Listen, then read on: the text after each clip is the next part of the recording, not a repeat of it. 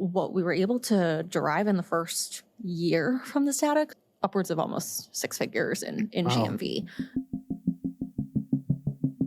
Welcome to Next at Work by Workable, where we explore what's next for our teams, talent, and the tools that support us.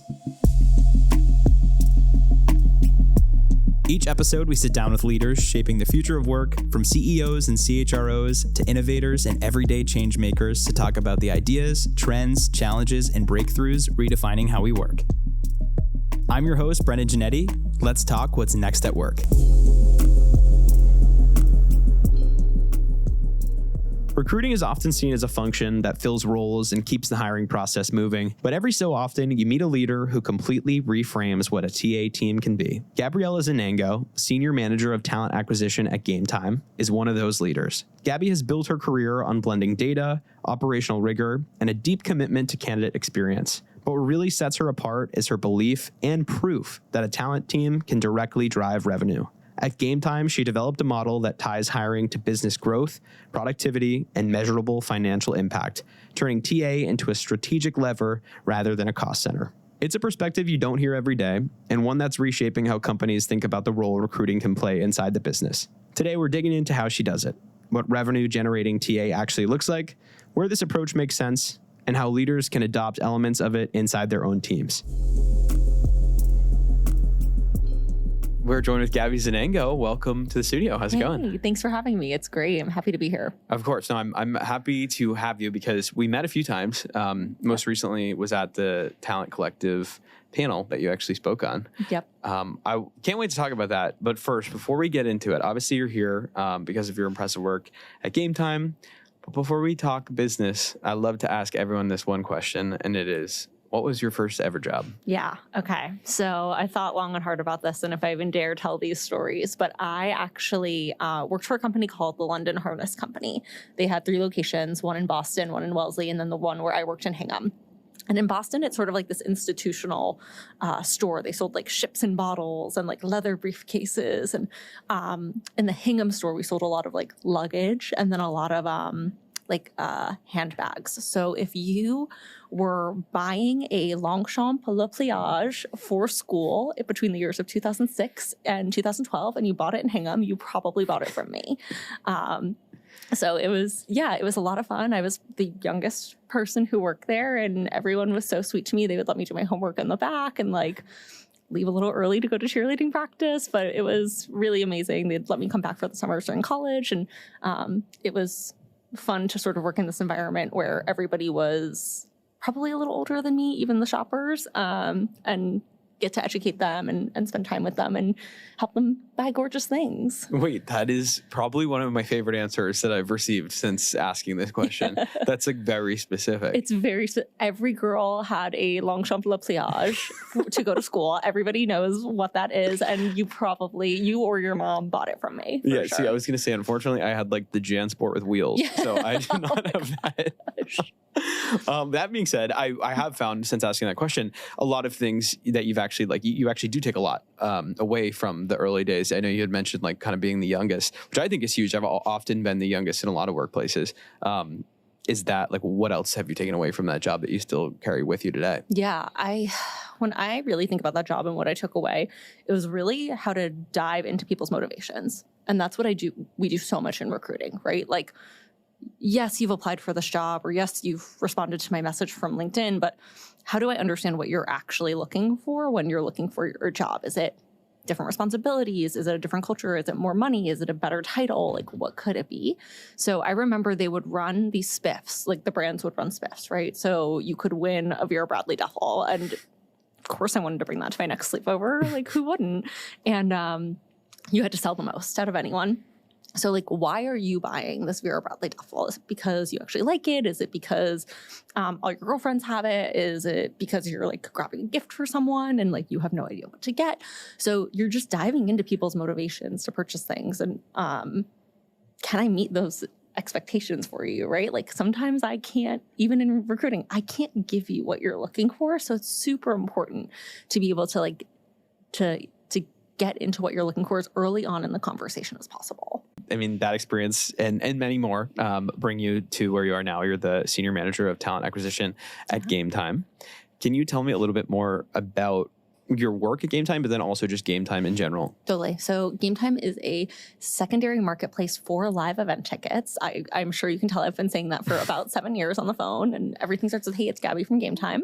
Gametime is a mobile first ticketing marketplace. So if you want to go to a concert, a sporting event, a theater show, comedy show, kind of anything you can think of, we probably have a ticket for it. If we don't, you can always reach out to us and ask, and we can figure it out for you. But I've been with Gametime for about 7 years, started as a sort of mid-level recruiter there, had been in video games prior to that. The company that I worked for prior was, their motto was really connection over the internet. And I was like, thinking about it one day, I was like, okay, cool. I can get behind this connection piece. The internet part is like a little hard for me. I really love being out and about. I had just moved to San Francisco. I had literally 0 friends. I had to say yes to anything and everything. Yeah. And Gametime became a huge part of that. It was, do you want to go to Sharks game? Do you want to go to a Chris Stapleton concert? I was like, yes, yes, yes, yes. No matter if I liked it or not, I was there.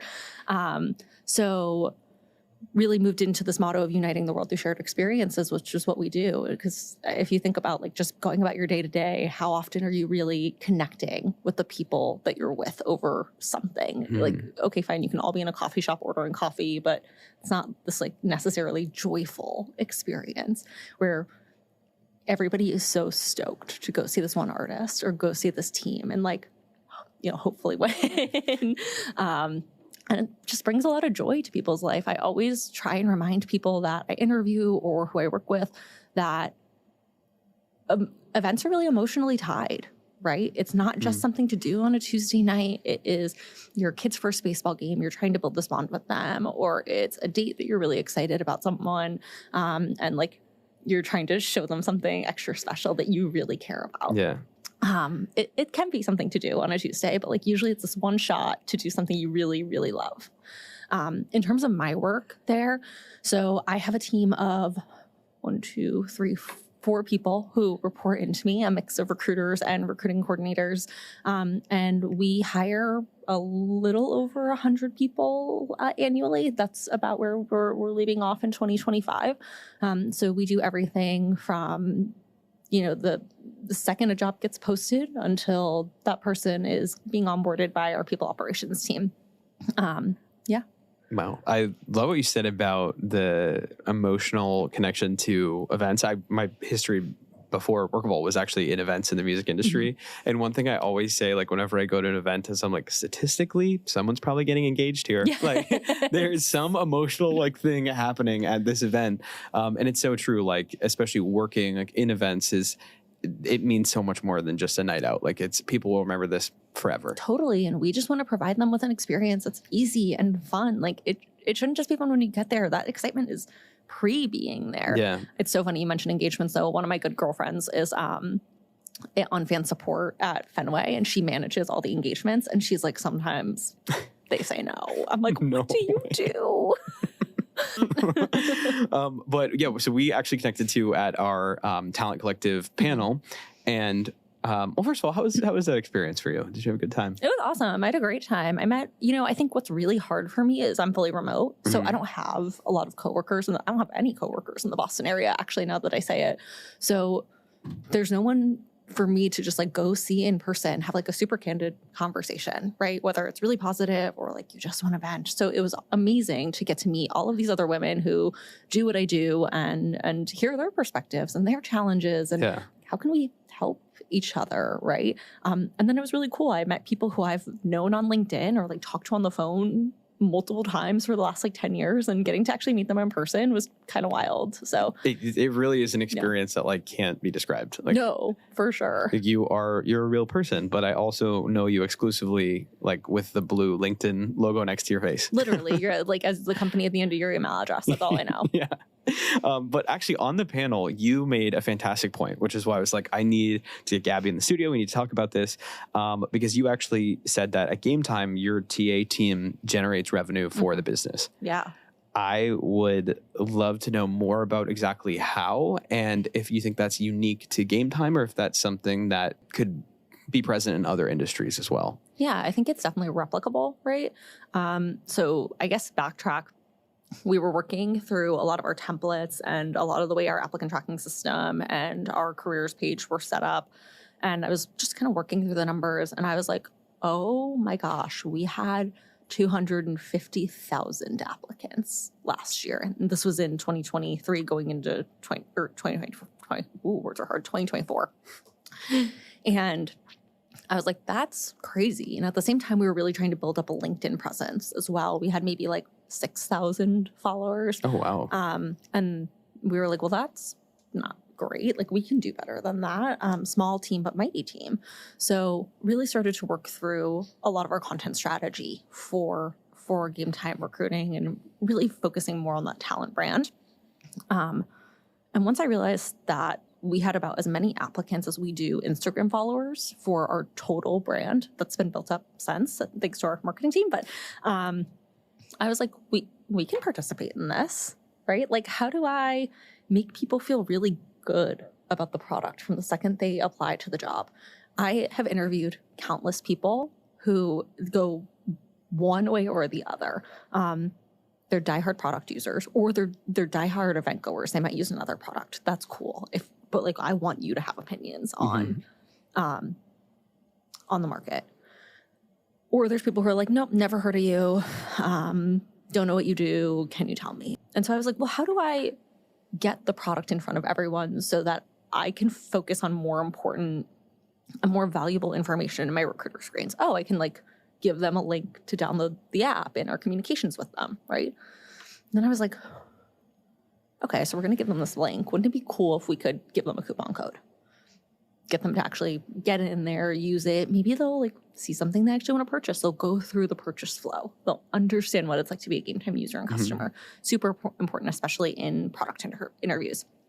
And I went to our marketing team and I was like, hey, can I grab a unique download link and a unique promo code that is going to be attributed to my team? And that way, anytime anyone downloads the app through this or uses this promo code, we can go back and see how much revenue is generated from our team. So we put that in a couple of different touch points. We put that when you apply to Gametime, there is a link to download and the coupon code. We put it in the email communication that says, hey, thanks for applying. Here's what next steps look like. And then I think we put it in one other place, probably, I think if we send a rejection email prior to getting interviewed. And what we were able to derive in the first year from this data, because we're about a year and a half out, is about 5 figures worth of GMV in coupon codes alone. And then I actually haven't pulled the download link data, but probably in between upwards of almost 6 figures in GMV. That we've been able to produce. And then we also were able to build up a pretty significant LinkedIn presence through this approach too, because we had that LinkedIn link in there too.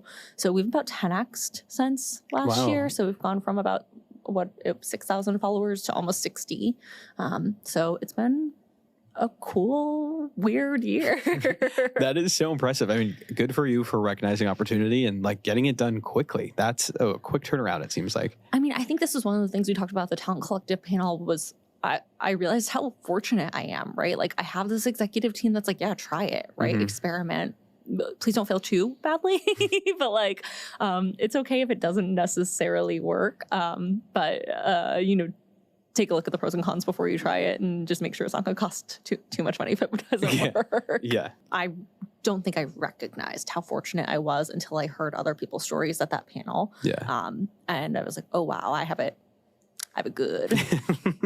And yeah, so I mean, obviously you've seen success generating revenue with your TA team. I'm curious, where do you see other industries or other companies? Like, where do you think this could be adaptable? Yeah.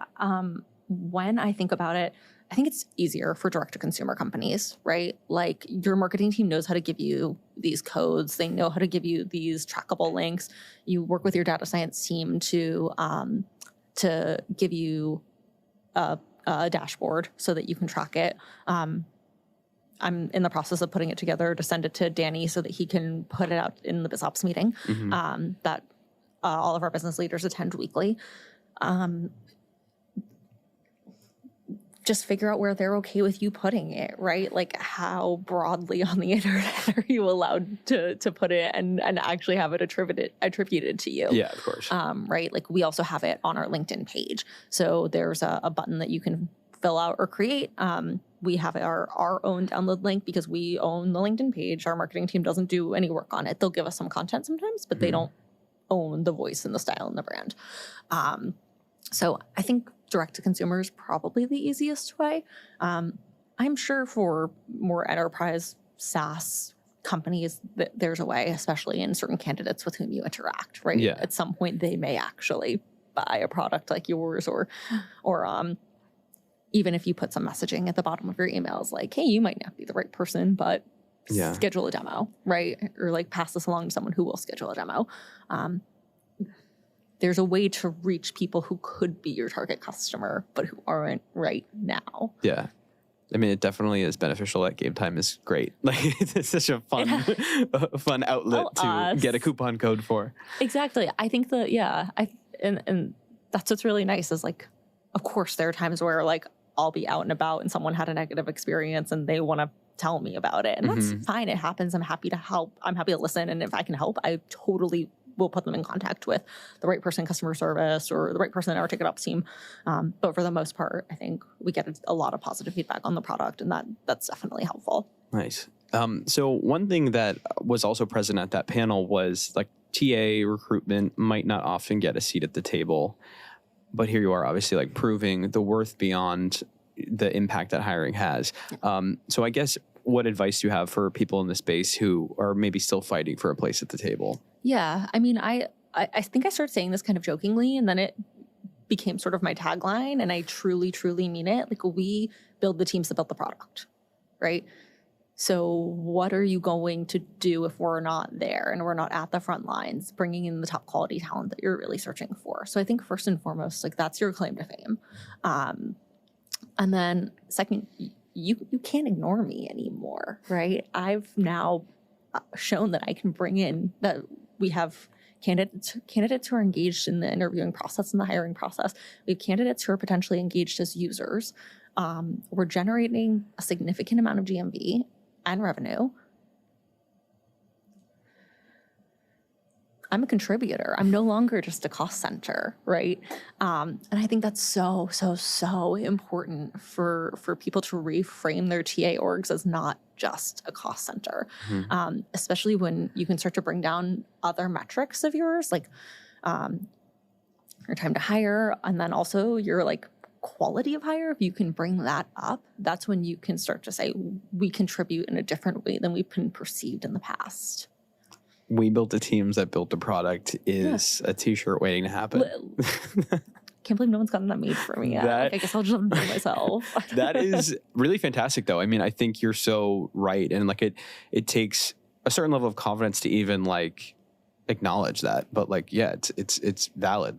TA supersedes building the teams that build the product. It also literally generates revenue and employer brand, all that stuff. Yeah. I mean, if you can generate employer brand, then you can just generate brand, period. Yeah. We work fairly closely with our branding team so that we can make sure we align as closely as possible to how they want us to look, feel, sound. Next at Work is brought to you by Workable, the all-in-one hiring platform that empowers companies of all sizes to attract, evaluate, and hire top talent effortlessly. Trusted by over 30,000 companies worldwide, Workable has facilitated over 1.5 million hires, streamlining recruitment with powerful automation and AI-driven insights. Hire smarter, faster, and with confidence. Learn more at workable.com. Yeah, I mean, obviously we're on a Future of Work podcast, and it is impossible to talk about the future of work without talking about AI. Yeah. So I'm wondering more so forward thinking, where do you think leaders in the TA and recruiter space should lean in or even pull away from AI in 2026? Yeah, I think leaning in, right? I think our chief people officer did something great. He held a team meeting. We have a team meeting every week, but this one specifically focused on like, okay, if you could automate your biggest pain point away, like what's that pain point? right? And then he and I sat down for my team and we talked about it and we investigated quite a few different solutions so that we could try and do that.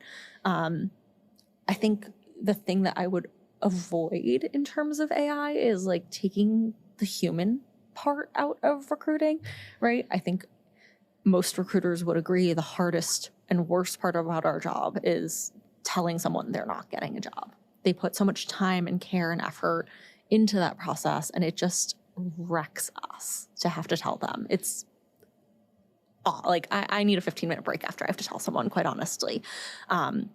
And we're very focused on making sure that pieces like that stay human and you stay building and forming relationships. Just because somebody wasn't the right fit this time doesn't mean we can't find a spot for them in the future. Mm-hmm. That's a great point. Obviously, Workable is a recruiting platform, and I'm familiar with the automation processes and where a lot of our users actually don't use it. And it does show up a lot in the rejection letters. And I had a friend the other day, I think it was like 6 rounds of interviews, and it was months, like it was 2 months, and it was a very niche job. And he showed me his rejection letter after waiting. I think it was also like a 12-day wait since his last interview. And it was like ChatGPT AI slop. And I was like, dude, that you saved yourself, because if they clearly are lacking a empathy that you don't want within your workplace. It's so funny. I have friends and I have like other family members who are interviewing right now. And I'm like, dang, could y'all at least take the M dashes out? Like, we all know. I mean, plus, I don't know. I think if you're going to use AI, you have to be really careful about does it reflect you as a person, right? Like, look, I'm just not an emoji person. Not my thing. Like, never, not going to put them in my emails or my docs. So every time I use ChatGPT, because I use it a lot for formatting, because that's just not something I'm great at. I'm like, please remove M dashes and emojis. Thank you. Please. Yeah, no. And it also does like the same emojis every time. So not only is it an indicator that you're using emojis, but it's like, you're using the blue circle. Oh, and like if I have to see the handshake emoji one more time, I'm going to like. The rocket ship. Oh my the rocket ship, stop. I can't even. That being said, obviously, AI, a huge wave. I guess with that probably comes some area for other skills to look out for, or whether it's because of AI or now it's like there's more time and now you can go freshen up on something else. Like, what other skills do you think, or even trends do you think are in store for 2026? Yeah, I mean, I really think it's the humanization aspect, right? Like, I think recruiting, especially over the last 3 years, has been really transactional. Either it's a super hot market for candidates, right? And they don't need a recruiter after they've gotten some other job, and so they just ghost. Or now on the flip side, like it's a company market, so recruiters are doing that to candidates. And I think the recruiters who are really thinking about the candidate experience are the ones who are going to stand out the most. Mm-hmm. And it's not just at the initial intro or keeping them updated through the process, or like how you let them know they are or are not getting a job. It's like there's such a level of depth and preparation that we can provide to our candidates now, because we have so much more time, that I would hope candidates would expect a better interview process. My boyfriend's interviewing right now, and he was asked to do a take-home assessment, and he did it and sent it over to the recruiter, about 24 hours prior to the interview. And shows up into the interview, and the interviewers are like, okay, where's your doc? And he's like, oh, I followed the instructions, sent it 24 hours in advance. And they were like, oh, we didn't get it. Can you send it again? So he sends it again. And then it was for a product role. And they were like, oh, one interviewer to another was like, oh, can I have to explain to you what a PRFAQ is. And I was like, recruiter, put a Slack channel together and like make sure everybody knows what PRFAQ is, and send them the template that like this person is following and what they're supposed to be completing and what the hiring manager is looking for. Like, you can not only prepare your candidates with more depth, but you can also prepare your interviewers with so much more depth. People should not be having negative interview experiences anymore. Everybody should be coming, knowing what their topics are, knowing what their questions are, I mean, our hiring platforms make it so much easier now, and we do have so much more time with the amount of automation that's available to us. Yeah. But I think even like we're going to start working on some videos in 2026 so that it's a little bit more engaging than just like a prep email, right? We try and do prep phone calls too. Those are our best bet because people can ask questions. But making sure that you're getting really aligned, in-depth information over to your candidates so that they feel like they can come as their best self. And I think like, I don't know, are you a Taylor Swift fan? Of course. Okay. Have you watched the first 2 episodes of her? I have not, unfortunately. Gosh. Okay. Well, I'm going to spoil it. Spoiler alert. She basically starts the documentary off by talking about how she was 6 months prior to the first tour date, she started running like, I think 16 miles a day. She was doing all her strength training, and she then went into rehearsals, and she said like, I wanted to be so rehearsed that I could actually engage with the fans. I could participate. I could smile back. I could make eye contact. Like that's what was important to me. And ease comes with preparation. And I think that's how we really have to think about what happens in the next year or so. It's this ease with preparation. Wow. That's awesome. I love that. That actually is a great segue into my next question, because obviously you've given such thoughtful insight for recruiters, but with that, like, has direct impact on candidates. So I'm wondering, what can you say to candidates who are struggling? Like, you know, times are tough. What words of advice do you have for them? That's rooted in truth, of course. It sucks out there. Sorry, it does. It does. Like, I know people who are exceptional at what they do and they are struggling, and it has nothing to do with you, your skills, your ability. It is just so hard. I think if I were going to give any advice, yes, like keywords are so important, and make sure that your resume is tailored to some extent to the job, but make it individualized. Take time, take preparation. Don't just throw it into ChatGPT. It just ends up looking like all of the other ones, and it's really hard to sort through them for us. I think that's probably my biggest piece of advice is like, really, this is a picture of you on 2 pieces of paper. That's not even fair, right? And gosh, like if I could have it another way, I would. But really make sure that you're putting a lot into it and not just throwing it into some sort of AI platform and saying, okay, good enough, right? Yeah. Because it's just unfortunately falling to the wayside. People are, and to be clear, yes, we use filtration, right? We use keywords, but people are still reviewing these resumes. Especially at Gametime, we are not using AI to review them. I think that's one of my least favorite myths that seems to be getting spread around the internet right now, is that every company is using AI to review every single resume. And it's just not true. It's a person, they're looking at it, they're spending time on it. But show us a little individuality and show us data. Data is really what separates the strong resumes from the exceptional resumes. That's really good advice. Especially with the emergence of ChatGPT and everyone using it, like you don't know when too much is too much because it's so new.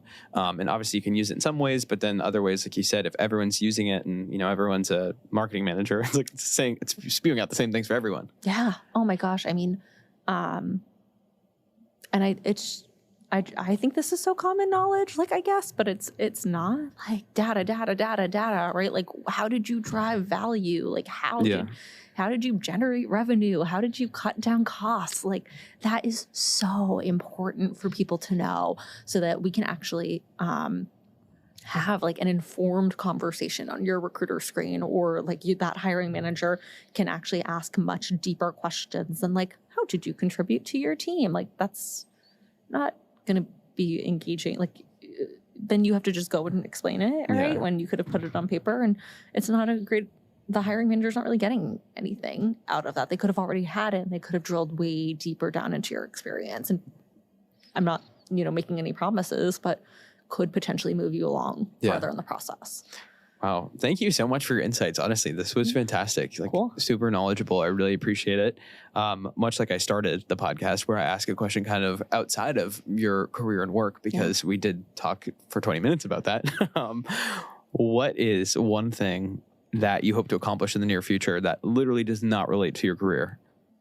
I know everyone's like, oh, you're so lucky you work remote. It's so great. It is so great. I'm not giving it up anytime soon, but I will definitely admit that I have not left my house for the last 2 days. And like I said to you, like I had to get out of my daytime pajamas today. So like I not only need to leave the house more often, I need to leave the city of Boston more often. I think one of the things I've really thought about is I used to ride horses when I was younger, and it's just really a challenge to get outside the city, find a barn, commit to that time. But that's definitely one of the things that I want to do. I actually already achieved my goal. I almost threw my Apple Watch into into traffic because I just, even if I put it on Do Not Disturb, people would still disturb me. So I bought an Oura ring instead, and it's just actually like the first week was so stressful because I was like, what if I'm missing something? And I'm like, I don't have children. Like, what could be that big a deal? Like, what could happen in my life that like is life altering? Like nobody's sick, nobody, And so I bought an Oura ring, and it's actually so freeing, and I'm so happy. Oh my gosh, I love that. 2026, year of the horse and year of the Oura. Yes, exactly. Love it. Yeah. Well, thank you so much for your time. I appreciate it. Thanks so much for having me. I loved it. The way we work is always evolving, and we're here to share real-time insights from the people shaping what's next. For more conversations like this, plus articles and ideas, follow the Next at Work newsletter on LinkedIn. And if you're ready to make your hiring and HR more efficient, head to workable.com to request a demo or start a free trial. Thanks for listening, and we'll see you next time.